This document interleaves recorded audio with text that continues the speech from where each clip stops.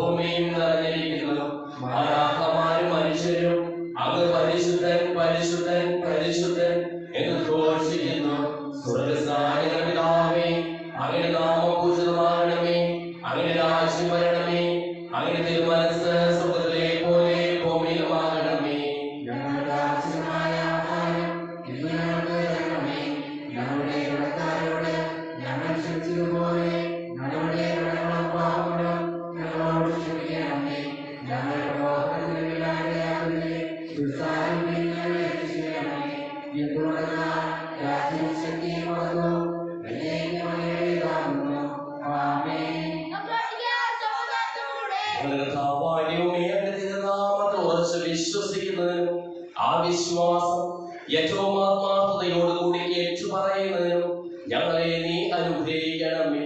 സകലത്തിന്റെയും നാഥായ നീയും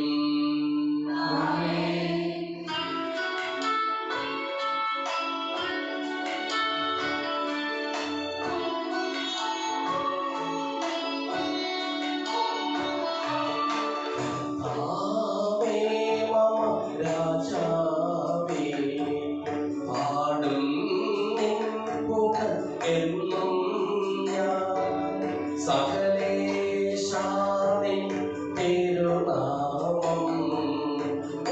നേടും ഞാൻ അനവരതം.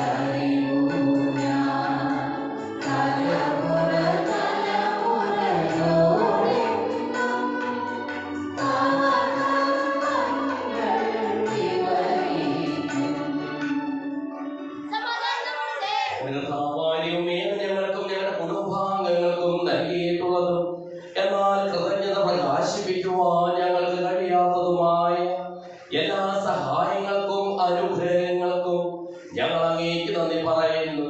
സകലത്തിന്റെയും നാഥായി നീക്കും.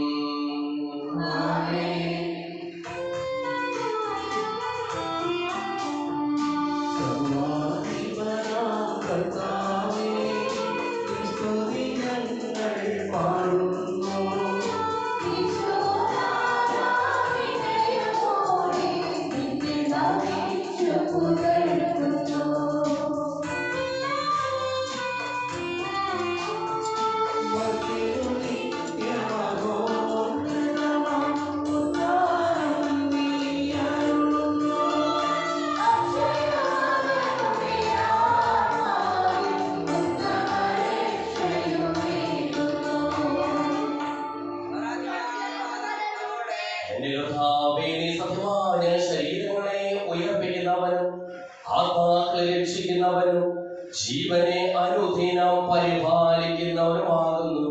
ഞങ്ങളെപ്പോൾ നിനക്ക് സ്തുതിയും കൃതജ്ഞതയും ആരാധനയും സമർപ്പിക്കുവാൻ കടപ്പെട്ടവരാകുന്നു. സകലത്തിന്റെയും നാഥായി നീക്കും.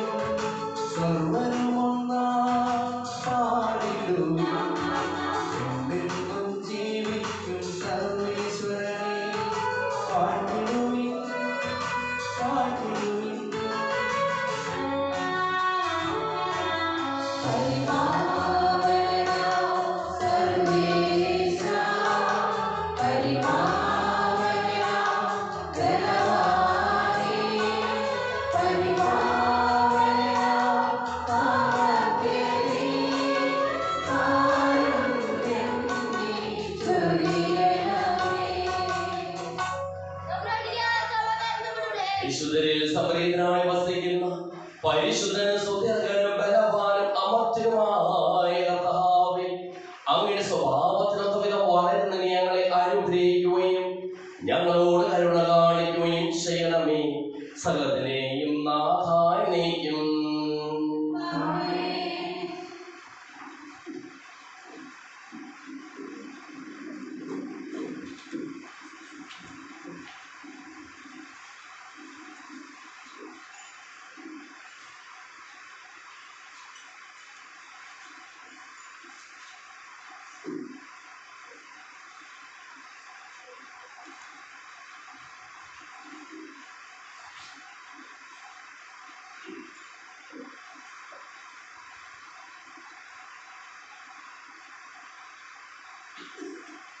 സഹോദരനെ ഉൽപ്പത്തിയുടെ പുസ്തകമായ അധ്യായം 19-18 മുതൽ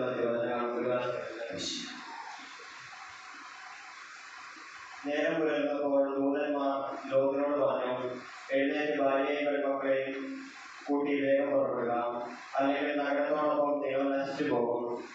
എന്നാൽ അവൻ മടിച്ചു നിന്നു. കർത്താവിന് അവരുടെ കരുണ തോന്നിയതുകൊണ്ട് ആ മനുഷ്യർ അവനെയും ഭാര്യയെയും മക്കളെയും കൈപിടിച്ചുകൊണ്ട് നഗരത്തിൽ നിന്ന് പുറപ്പെട്ടു. അവരെ പുറത്തു കൊണ്ടുപോയി ചെന്ന് വിട്ടതിനു ശേഷം അവരവരും പറഞ്ഞു, ജീവൻ വേണമെങ്കിൽ ഓടിപ്പോകുക, പിന്തിരിഞ്ഞ് നോക്കരുത്, താഴ്വാരങ്ങളിലും തങ്ങുകയോ വരുത്, മലമുകളിലേക്ക് ഓടി രക്ഷപ്പെടുക, അല്ലെങ്കിൽ നിങ്ങൾ നിന്ന് നശിക്കും. ലോത്ത് പറഞ്ഞു, യജമാനനെ അങ്ങനെ പറയരുത്, ഞാൻ അങ്ങയുടെ പ്രീതിക്ക് പാത്രമായല്ലോ. എന്റെ ജീവൻ രക്ഷിക്കുന്നതിൽ അവിടുന്ന് വലിയ കാര്യമാണ് കാണിച്ചിരിക്കുന്നത്.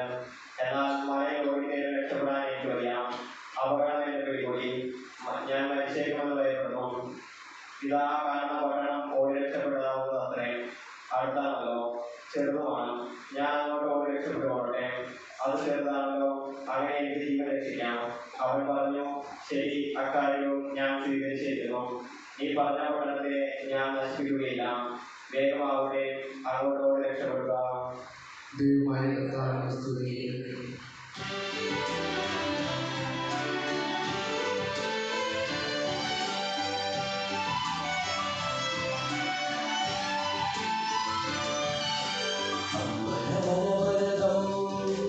ദൈവമഹത്വത്തെ വാഴ്ത്തി പാടുന്നു ദിവ്യാത്മാവിൻ ഗീതികളാൽ, ഹല്ലേലൂയ ഗീതികളാൽ, കർത്താവിൻ തിരുദിവസത്തിൽ നിർമ്മലമാകും അനുസ്മരണം കൊണ്ടാടാം ഇന്നീ വേദികളിൽ.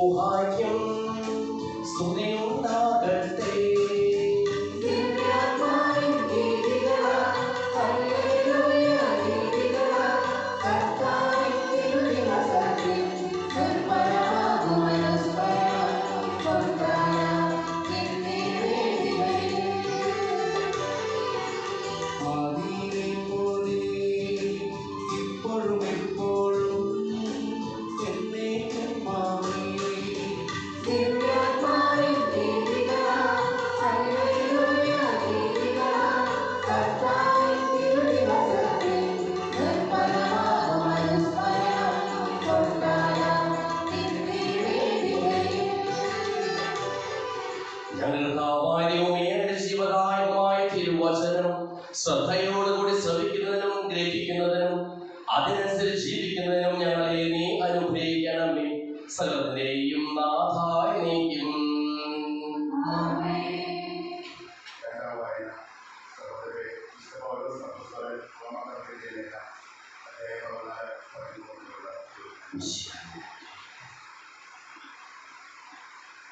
തന്മൂലം മേലിൽ നമുക്ക് പരസ്പരം നീക്കാതിരിക്കാം. സഹോദരന് ഒരിക്കലും മാർഗതടസ്സമോ ഏർത്തിയോ സൃഷ്ടിക്കുകയില്ല എന്ന് നിങ്ങൾ പ്രതിജ്ഞ ചെയ്യുകയും സ്വതേ അഹിതമായി ഒന്നുമില്ലെന്ന് കർത്താവായ യേശുക്രിസ്തുവിലുള്ള വിശ്വാസം വഴി ഞാൻ അറിയുകയും എനിക്ക് ബോധ്യപ്പെടുകയും ചെയ്തിരിക്കുന്നു. എന്നാൽ ഒരു വസ്തു അശുദ്ധമാണെന്ന് കരുതുന്നവന് അത് അശുദ്ധമായിരിക്കും. ഭക്ഷണ നിമിത്തം നിന്റെ സഹോദരന്റെ മനസ്സ് അനുഭവിക്കുന്നുവെങ്കിൽ നിന്റെ പെരുമാറ്റം സ്നേഹത്തിന് ചേർന്നതല്ല. ക്രിസ്തു ആർക്ക് വേണ്ടി മരിച്ചുവോ അവനെ നിന്റെ ഭക്ഷണം കൊണ്ട് നീ നശിപ്പിക്കരുത്. അതിനാൽ നിങ്ങളുടെ നന്മ തിന്മയായി ചിന്തിക്കപ്പെടാതിരിക്കട്ടെ. കാരണം ദൈവരാജ്യം എന്നാൽ ഭക്ഷണവും പാനീയവുമല്ല, പ്രത്യുത നീതിയും സമാധാനവും പരിശുദ്ധാത്മാവുടെ സന്തോഷവുമാണ്. ഇപ്രകാരം ക്രിസ്തുവിനെ ശുശ്രൂഷിക്കുന്നവൻ ദൈവത്തിന് സ്വീകാര്യനും മനുഷ്യർക്ക് സമ്മതനുമാണ്. ആകയാൽ സമാധാനത്തിനും പരസ്പരത്തിനും നമുക്ക് അനുവർത്തിക്കാം. ഭക്തത്തിന്റെ പേരിൽ നിങ്ങൾ ദൈവത്തിന്റെ പ്രവൃത്തി നിഷ്ഫലമാക്കരുത്. എല്ലാ വസ്തുക്കളും ശുദ്ധമാണ്. എന്നാൽ അവന് വീഴ്ചയ്ക്ക് കാരണമാകാത്ത വിധം പഠിക്കുന്നവന് അത് തിന്മയായിരിക്കുന്നു. മാംസം ഭക്ഷിക്കാതെയും വീഴ്ച കുടിക്കാതെയും നിന്റെ സഹോദരന് പാപ കാരണമാകുന്നതൊന്നും ചെയ്യാതെയും ഇരിക്കുന്നതാണ് നല്ലത്. ഇക്കാര്യത്തിലുള്ള നിന്റെ വിശ്വാസം ദൈവസന്നിധിയിൽ പരിരക്ഷിക്കുക. താൻ അംഗീകരിക്കുന്ന കാര്യങ്ങളിൽ മനസ്സാക്ഷി കുറ്റപ്പെടുത്താത്തവൻ ഭാഗ്യവാനാണ്. സംശയത്തോടെ പഠിക്കുന്നവൻ ശിക്ഷിക്കപ്പെടും. എന്നാൽ വിശ്വാസം അനുസരിച്ചല്ല അവൻ പ്രവർത്തിക്കുന്നത്. വിശ്വാസത്തിൽ നിന്നല്ലാതെ ഉത്ഭവിക്കുന്നതെല്ലാം പാപമാണ്. നമ്മുടെ കർത്താവായ മിശിഹായ്ക്ക് സ്തുതി.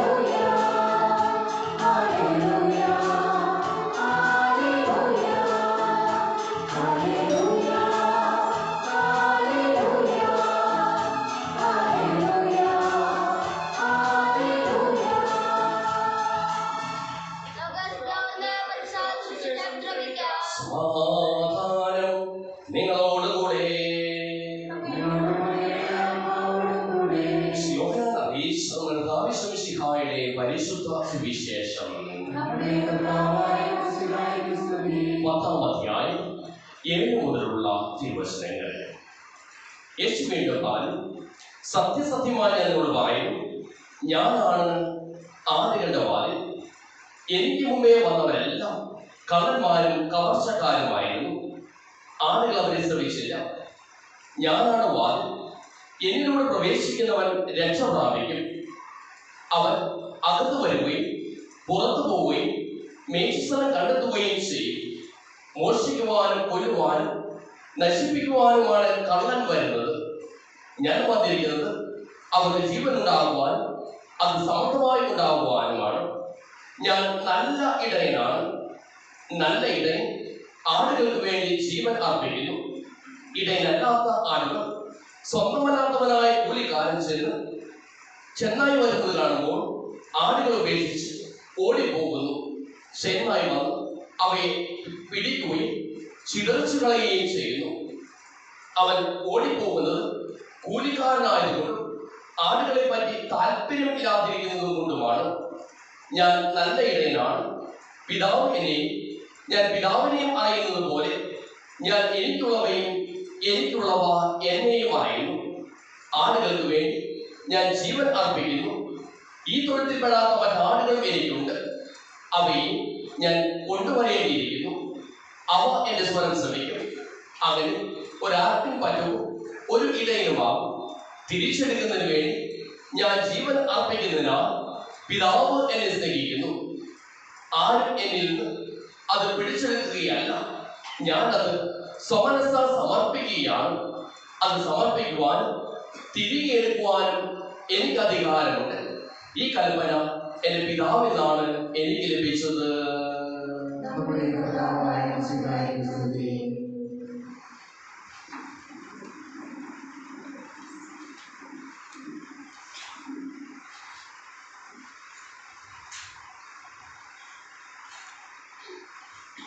നല്ല ഇടയനെ അനുഗ്രഹിക്കുക. സ്നേഹമുള്ള മാതാപിതാക്കളെ, ബഹുമാനപ്പെട്ട സിസ്റ്റേഴ്സ്, സഹോദരി സഹോദരന്മാരെ, പ്രിയ കുഞ്ഞുമക്കളെ, ഈശോ തന്റെ രക്ഷാകര ദൗത്യം എപ്രകാരമായിരിക്കും, അതിന്റെ ഉദ്ദേശ ലക്ഷ്യം എന്താണ് എന്ന് വ്യക്തമാക്കുകയാണ് നല്ല ഇടയന്റെ ഉപമയിലൂടെ.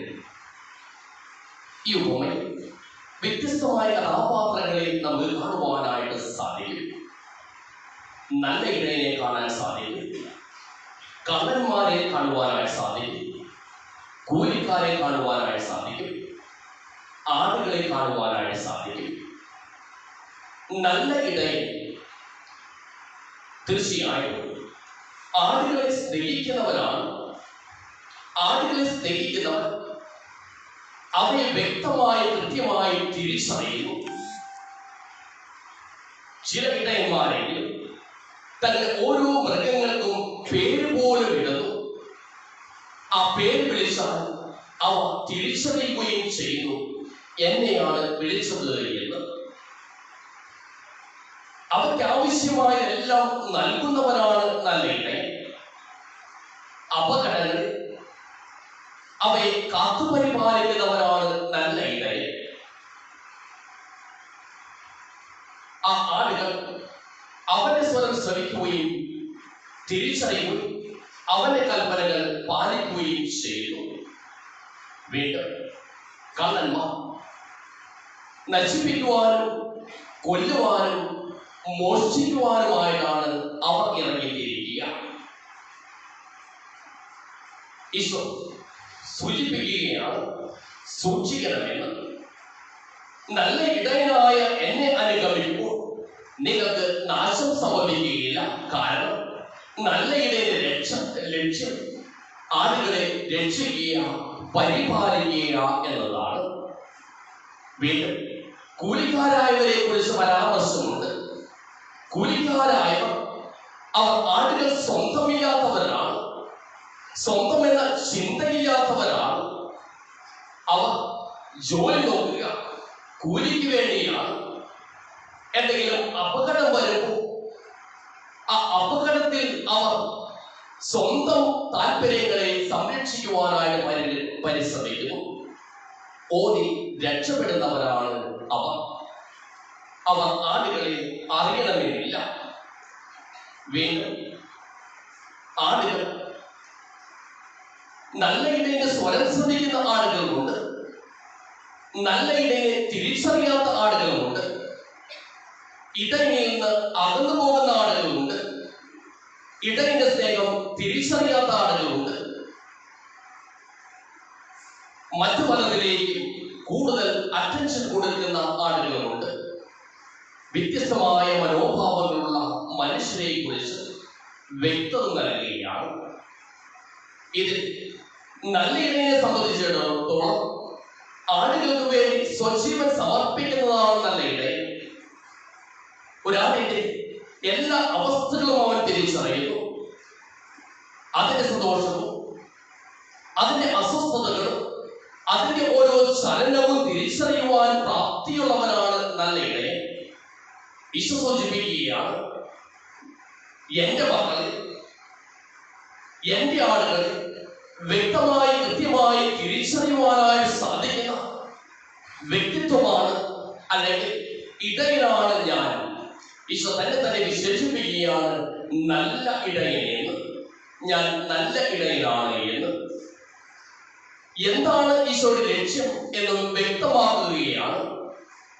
ആളുകളുടെ രക്ഷയാണ് നല്ല ഇടയന്റെ ലക്ഷ്യം അല്ലെങ്കിൽ നല്ല ഇടയന്റെ അടയാളമെന്ന് 10-ാം അധ്യായം 11-12 വചനങ്ങൾ വ്യക്തമാക്കുകയാണ്. ആളുകളുടെ രക്ഷ ചെന്നായി വരുമ്പോൾ അവയ്ക്കൊന്നും സംഭവിക്കരുത്, ജീവൻ കൊടുത്തു അവരെ രക്ഷിക്കുക, ആളുകളെ രക്ഷിക്കുക എന്ന വലിയ ദൗത്യം അല്ലെങ്കിൽ ആ രക്ഷാകര ദൗത്യം തന്നെ നിശ്ചിതമാണ് എന്ന ബോധ്യം ഈശോ വെളിപ്പെടുത്തുകയാണ്. ആ ബോധ്യം വെളിപ്പെടുത്തുമ്പോൾ തന്റെ കൂടെയുള്ള ആളുകളെ മാത്രമല്ല, മറിച്ച് അല്ലെങ്കിൽ ഇസ്രായേൽ ജനത്തെ മാത്രമല്ല, അതിന് പുറത്തുമുള്ളവരെ രക്ഷിക്കുക എന്ന ലക്ഷ്യമുണ്ട് എന്ന് 10-ാം അധ്യായം 16-ാം വചനത്തിൽ വ്യക്തമാക്കുകയാണ്. മറ്റൊരു വാക്കിൽ പറഞ്ഞ് രക്ഷയുടെ സാർവത്രികതയ വ്യക്തമാക്കുകയാണ്. ഒരേ ഇടയനും ഒരു ആട്ടിൻകൂട്ടവും എന്ന ആ ചിന്തയിലേക്ക് എത്തിച്ചേരണം. അതാണ് രക്ഷാകര ദൗത്യം എന്നും ഈശോ വെളിപ്പെടുത്തുകയാണ്. അത് എപ്രകാരം സംഭവിക്കുന്നു എന്ന് ചോദിച്ചാൽ ജീവൻ കൊടുത്താണ് സംഭവിക്കുക എന്ന് 17-18 വചനങ്ങളിൽ വ്യക്തമാക്കുകയാണ്. അത് എന്റെ ജീവൻ തിരികെ എടുക്കുവാൻ, സ്വന്തം ജീവൻ കൊടുക്കുവാനായിട്ട്, ത്യാഗം ചെയ്യുവാനായിട്ട് തയ്യാറാകുന്നു എന്നും വ്യക്തമാക്കുകയാണ്.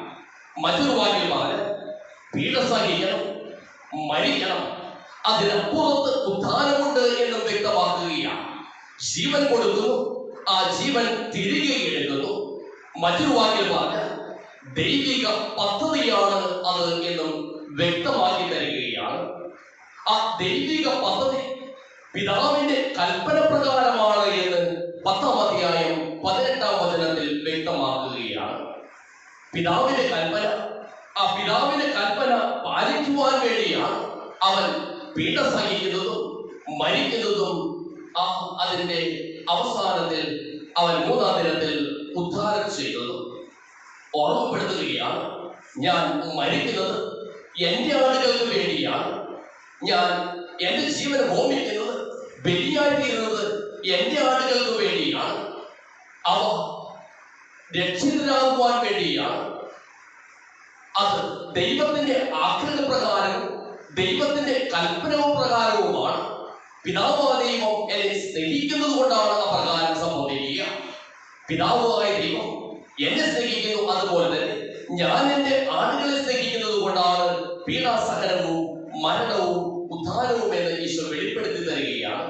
ആ ഈശോയെ അനുഗമിക്കുവാനായിട്ട്, അവന്റെ സ്വരം തിരിച്ചറിയുവാനായിട്ട്, അപകടങ്ങളിലും പ്രശ്നങ്ങളിലും പ്രതിസന്ധികളിലും അവൻ എന്നെ കാത്തുപരിപാലിക്കുമെന്ന ബോധ്യത്തിലേക്ക് വളരുവാനായിട്ട് ദൈവം നമ്മെ അനുഗ്രഹിക്കട്ടെ.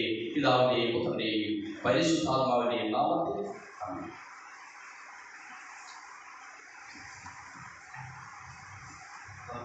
സന്തോഷവും ഉത്സാഹവും കൂടെ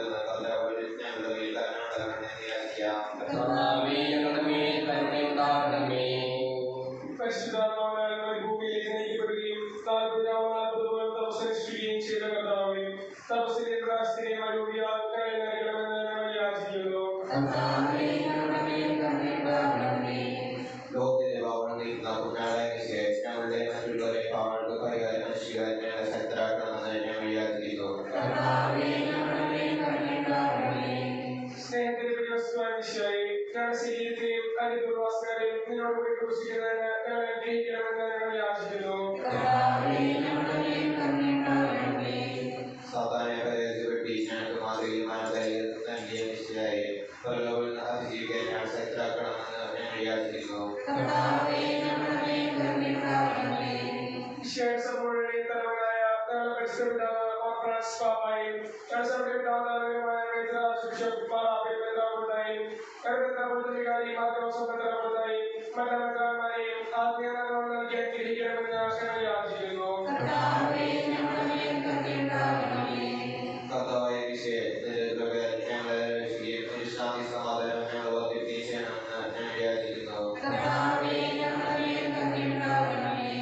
നമുക്കെല്ലാവർക്കും നമ്മെ പിതാവിന്റെ പുത്രന്റെ പരിശുദ്ധാത്മാവിനെ സമർപ്പിക്കാം.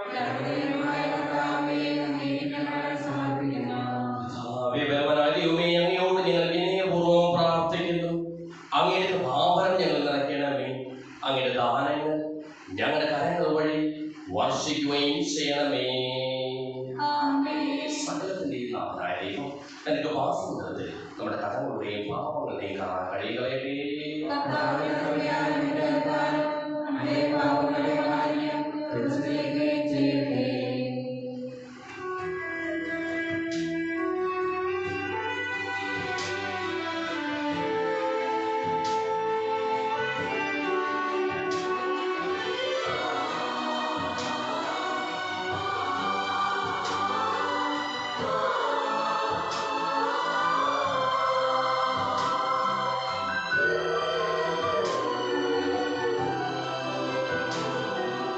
He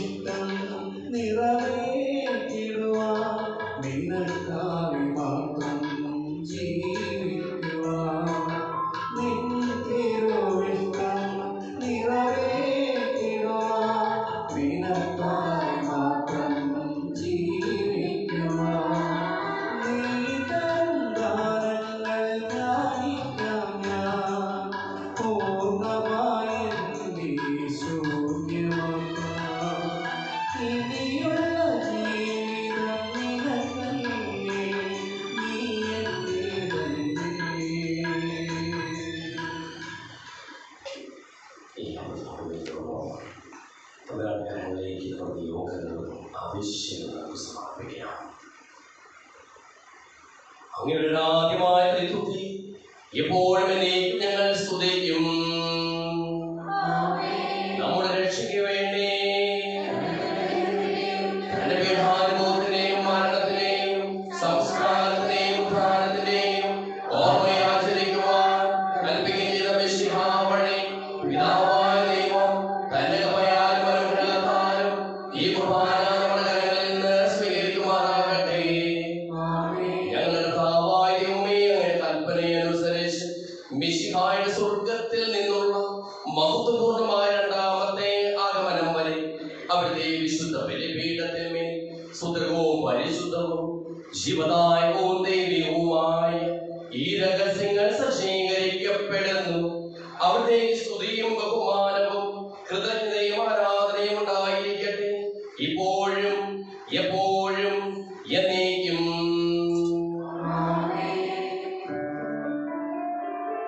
സർവശക്തനാഥനായ ഏകദൈവമേ, വിശ്വസിപ്പുമത്യനാ ഞങ്ങൾ അങ്ങയിൽ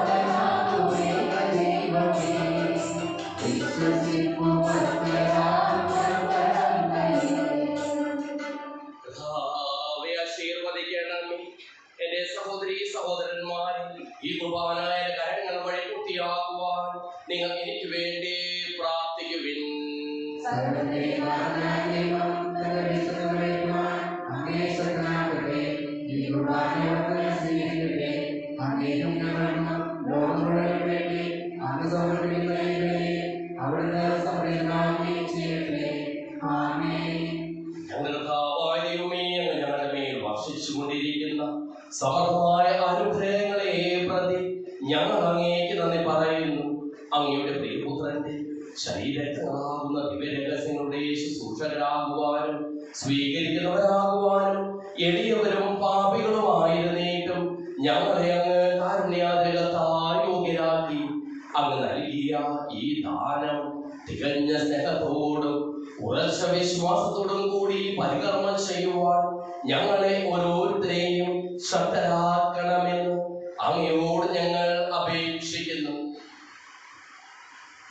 ഞങ്ങൾ അങ്ങേക്ക് സ്തുതിയും ബഹുമാനവും കൃതജ്ഞതയും ആരാധനയും സമർപ്പിക്കുന്നു, ഇപ്പോഴും എപ്പോഴും എന്നേക്കും. സമാധാനം നിങ്ങളോടുകൂടെ.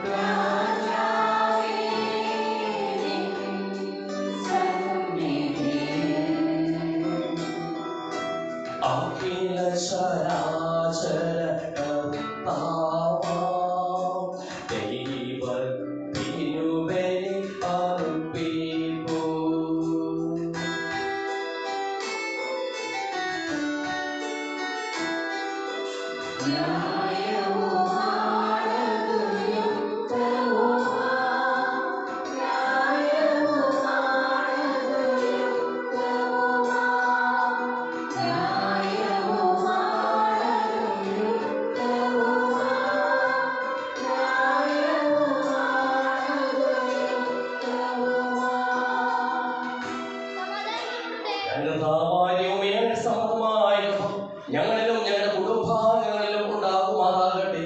അശുദ്ധരാജങ്ങളെ ശുദ്ധീകരിക്കുകയും ഞങ്ങളുടെ അധരങ്ങളെ പവിത്രീകരിക്കുകയും ചെയ്യണമേ. ഞങ്ങളുടെ ദൈവമേ, നിസ്സാരായ കീർത്തനങ്ങൾ സകല വിശുദ്ധരുടെയും മാലാഖമാരുടെയും സ്തോത്രങ്ങളോട് ചേർക്കണമേ. ഭൂവാസികളെ സ്വർഗവാസികൾ ഒന്നിപ്പിച്ച അങ്ങയുടെ അനന്തകാരുണ്യത്തിന് എന്നേക്കും സ്തുതി. ഉയർന്ന സ്വരത്തിൽ ഇടപെടാതെ സ്തുതിച്ചുകൊണ്ട് ഞങ്ങൾ ഒന്ന് ചേർന്ന് അങ്ങേക്ക് ഓശാന പാടുകയും ചെയ്യുന്നു.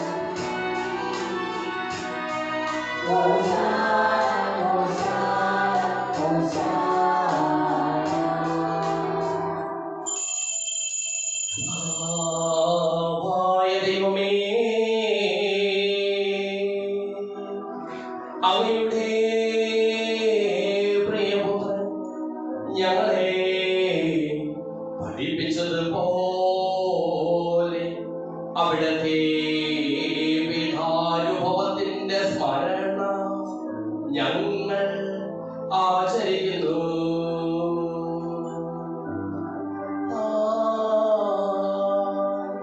ഏൽപ്പിച്ചു കൊടുക്കപ്പെട്ട രാത്രി ഈശോ നിർമ്മലമായ തൃക്കരങ്ങളിൽ അപ്പമെടുത്ത്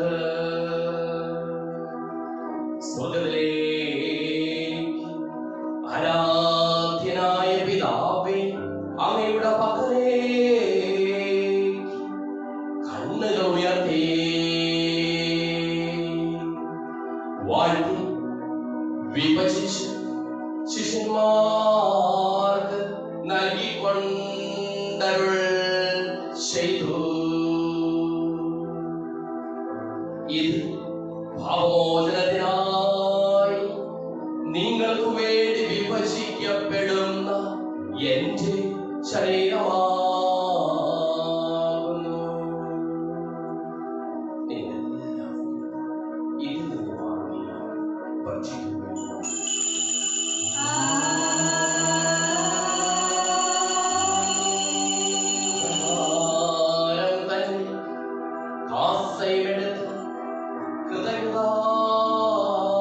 സ്തോത്രം ചെയ്ത് വാഴ്ത്തി അവർക്ക് നൽകിക്കൊണ്ടരുൾ ചെയ്തു.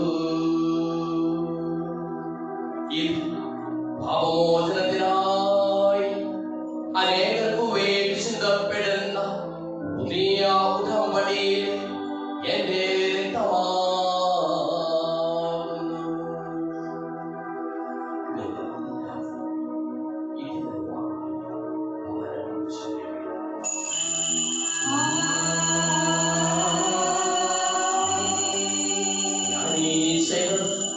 നിങ്ങൾ എന്റെ നാമത്തിൽ ഒന്നിച്ചു കൂടുമ്പോൾ എന്റെ ഓർമ്മയ്ക്കായി ചെയ്യുവിൻ.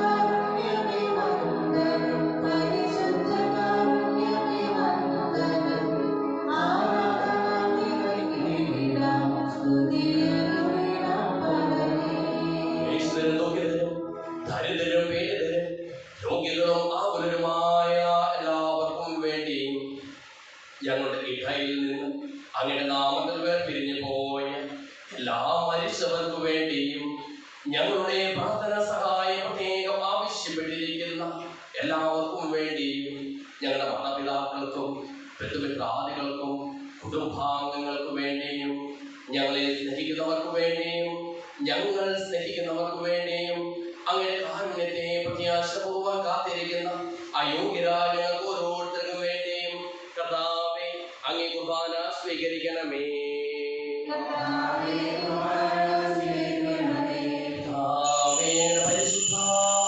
പരിശുദ്ധാത്മാവ് എഴുന്നള്ളി വരട്ടെ. അങ്ങേ ദാസരുടെ കുർബാനയിൽ അവിടുന്ന് ആവർത്തിച്ച് ഇതിനെ ആശീർവദിക്കുകയും പവിത്രീകരിക്കുകയും ചെയ്യട്ടെ.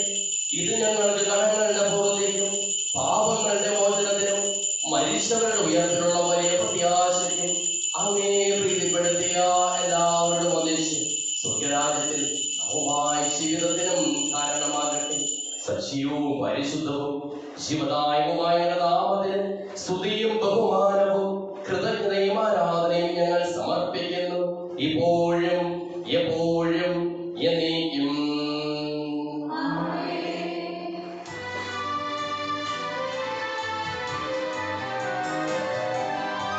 ദൈവമേ എന്നിൽ കനിയണമേ, പാപങ്ങൾ പൊറുക്കേണമേ, ഘോരമായെന്റെ അപരാധങ്ങൾ സദയം നാഥ പൊറുക്കേണമേ.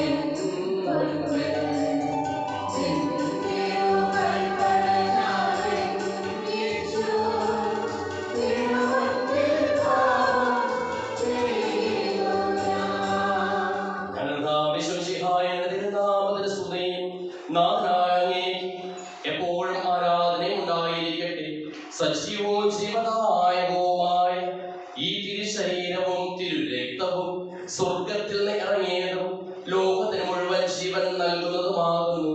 ഇത് ഭക്ഷിക്കുന്നവർ മരിക്കുകയില്ല, പ്രത്യുത പാപമോചനവും രക്ഷയും പ്രാപിക്കുകയും നിത്യം ജീവിക്കുകയും ചെയ്യും.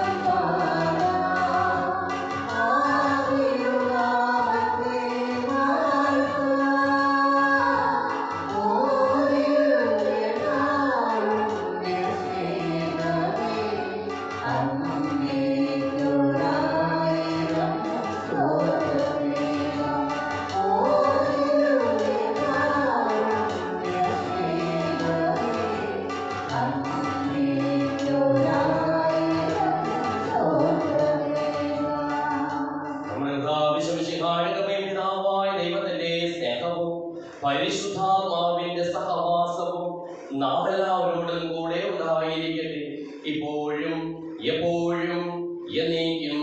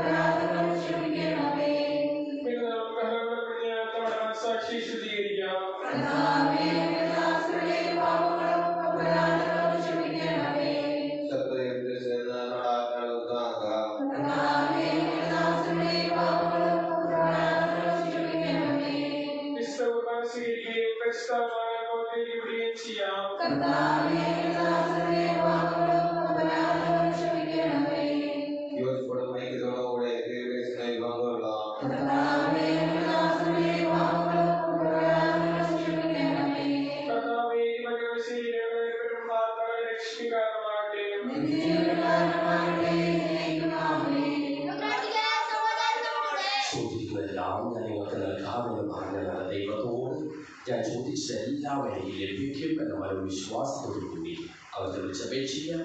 സ്വർഗ്ഗസ്ഥനായ ഞങ്ങളുടെ പിതാവേ, അങ്ങയുടെ നാമം പൂജിതമാകണമേ, അങ്ങയുടെ രാജ്യം വരണമേ, അങ്ങയുടെ തിരുമനസ്സ് സ്വർഗ്ഗത്തിലെ പോലെ ഭൂമിയിലുമാകണമേ.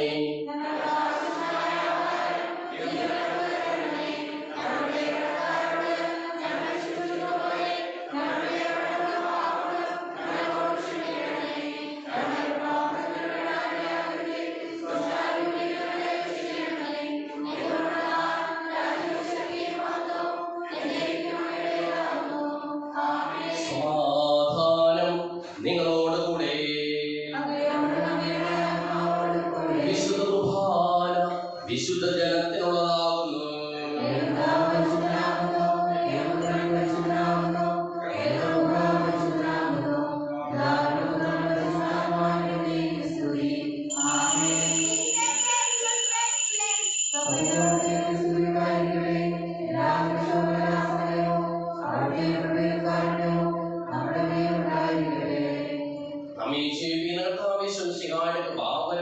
അവിടുത്തെ കാരുണ്യത്താൽ നമ്മെല്ലാവരിലും സമ്പൂർണമാകട്ടെ.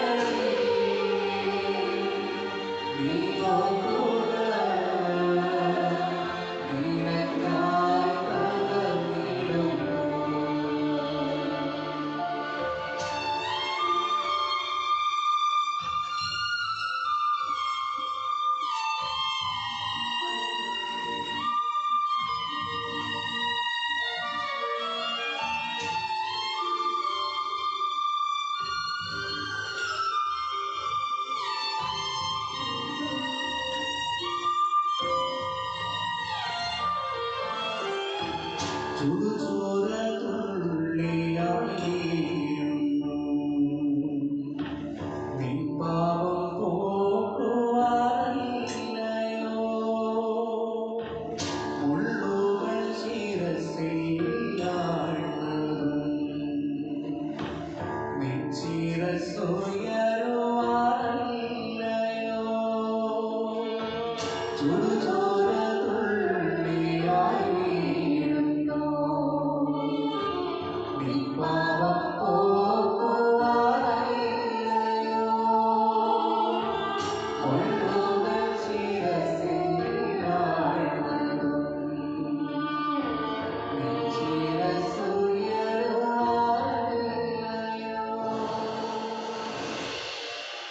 അറിയിപ്പുകൾ കഴിഞ്ഞ ആഴ്ച സ്വപ്രകാശം 9,672 രൂപ മാതൃസംഘടനയും സഹൃദയും സമർപ്പണം 1,270 രൂപ നോമ്പുകാല ജീവകാരുണ്യങ്ങളുടെ കവറുകൾ എത്തിയിട്ടുണ്ട്.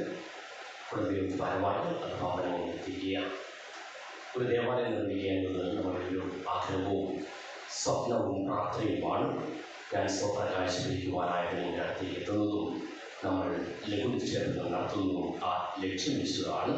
അതോടൊപ്പം തന്നെ നമ്മൾ ഭവനങ്ങളിൽ പ്രാർത്ഥന തുടങ്ങേണ്ടതുണ്ട്. നമ്മൾ പ്രാർത്ഥിച്ചു തുടങ്ങേണ്ടതുണ്ട്. സന്ധ്യാപ്രാർത്ഥനയോടുകൂടി നിങ്ങൾ തരുന്ന പ്രാർത്ഥിക്കണമെന്ന് നിങ്ങൾ ഓർമ്മപ്പെടുത്തുകയാണ്. ദേവാലയം നിർമ്മിക്കണമെന്ന ആഗ്രഹവുമായിട്ട് പ്രാർത്ഥിക്കുക. തമ്പുരാൻ നമുക്ക് അതിനെ സാധ്യതയിലേക്ക് എന്ന് പ്രാർത്ഥിക്കാം. 3 ലക്ഷം രൂപയുടെ മൂന്നാമത്തെ ലഘുനിക്ഷേപം ജോൺ ഒലിക്കിൻ്റെയും അഖിൽ ആവിയുടെയും നേതൃത്വത്തിൽ ആരംഭിക്കുന്നു. സാധിക്കുന്നവർ അതിൽ പങ്കാരാകണമെന്ന് അഭ്യർത്ഥിക്കുന്നു.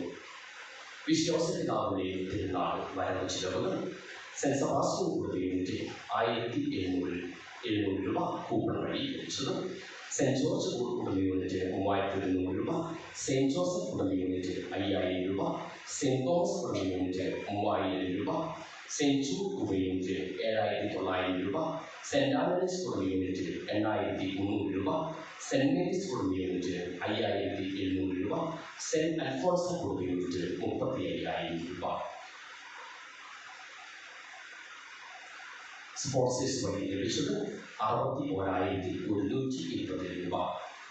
മറ്റ് വരവുകൾ മറ്റ് നൽകിയത് 11,150 രൂപ. ടോട്ടൽ വരവ് 1,41,970 രൂപ. ടോട്ടൽ ചെലവ് 60,230 രൂപ. പള്ളിപ്പണിക്കായിട്ട് മാറ്റിവെച്ചത് ലഭിച്ചത് 81,740 രൂപ. പ്രത്യേകമാവിധം സെൻറ്റ് അൽഫോൺസ് ഉപയോഗിച്ച് 35,000 രൂപ ഷാജിൻ്റെയും ജോബിയുടെ നേതൃത്വത്തിൽ കളക്ട് ചെയ്യപ്പെടുകയുണ്ടായി. പ്രത്യേകം അഭിനന്ദനങ്ങളും നന്ദിയും അറിയിക്കുന്നു. അടുത്ത ഞായറാഴ്ച ഓശാന ഞായറാഴ്ചയാണ്. തിരുക്കർമ്മം രാവിലെ 7 മണിക്ക് കപ്പേളയിൽ നിന്ന് ആരംഭിക്കുന്നു. കുരുത്തോല വെച്ചിരിപ്പ്, കുരുത്തോല പ്രദക്ഷിണം, മറ്റൊരു കുർബാന ഉണ്ടായിരിക്കുകയെല്ലാം ഈ കുർബാന വിളിച്ച് നമുക്ക് പ്രാർത്ഥിക്കാം. വിവാഹമണികൾ 1-ാം മണികൾ ഈ പണിയുള്ളവ കൊളേരിക്കൽ തങ്കച്ചൻ സജിമോൻ മകൾ പിന്നെയും പാലാരിവട്ടം സെന്റ് ജോൺ ഇളവ പൂപ്പാറ്റെ ജോസഫ് വീണ മകൻ സെൽവിൻ തമ്മിൽ വിവാഹിതരാകാൻ നിശ്ചയിച്ചിരിക്കുന്നു. 2-ാം മണികൾ ഈ പണിയുള്ളവ ഞാറ്റുകാരിൽ തോമസ് ബിജി മകൾ മരിയയും പേരാമംഗലം സെന്റ് മേരീസ് ഇളവ കുടിക്കാട്ടിൽ തോമസ് എലിസബത്ത് മകൻ ലിബിനും തമ്മിൽ വിവാഹിതരാകാൻ നിശ്ചയിച്ചിരിക്കുന്നു.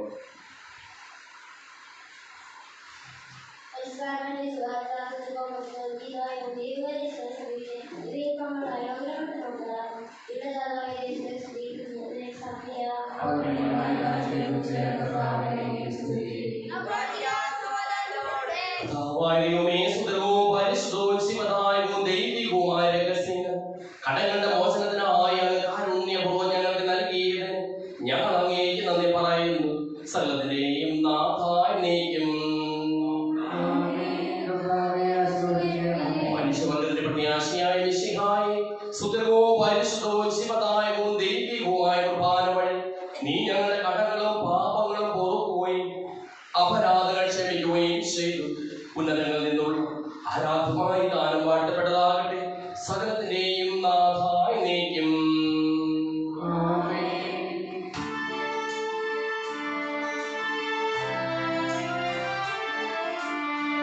പാപികളെ